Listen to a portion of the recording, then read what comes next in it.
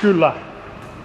Nyt meillä on tänään nelipyöräisissä ystävissämme esitellään itse asiassa aika monta nelipyörästä ja suurin osa niistä taitaa olla 4 pyörällä vetävääkin autoa.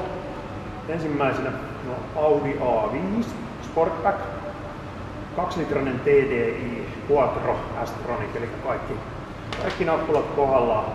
71 000 kilsaa ajettu, vuosimalli 2013. 2013 on faceliftimalli, eli täällä on nämä valot on vähän erilaiset ja muutamia muuta seikkoja, joita tarkka huomaa.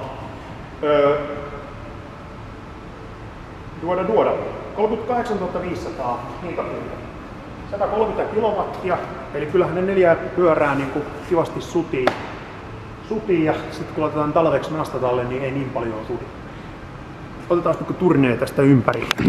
Katsotaan tarkemmin, miltä tämä näyttää.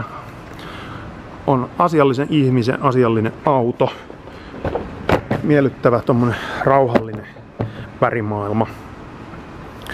Monitoimiohjauspyörä, automaattivaihteisto, se oli se S-Tronic siinä. Ja 5 paikkaahan on Sportbackissa, eli ei ole, saa kaikki. Meikäläinenkin saa kaikki lapset mukaan. Vaimo jää kotiin vaan, mutta tää vaimo menee pyörällä töihin ja mä laitan sitten 1 lähtee tarhaan ja 3 kouluun.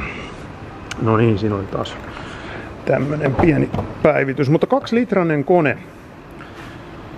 Eli siis ihan asiallisesti 130 kilowattia, sehän pitää kertoa 1,36, jotta saadaan hevosvoiman lukumäärä.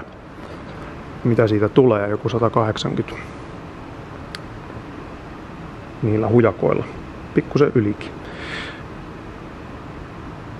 Tai alle. No, se voidaan laskea. Kun tuutte autoa ostamaan, mä lupaan laskea sen kyllä. Tilaa on enemmän kuin tavallisessa A5. Siitä maininta Sportback, sinne saa urheilukamat sisään. En mä tiedä, onko se tausta oikeasti semmonen, mutta näin voisi esimerkiksi ajatella. Otetaan tähän pieni tämmönen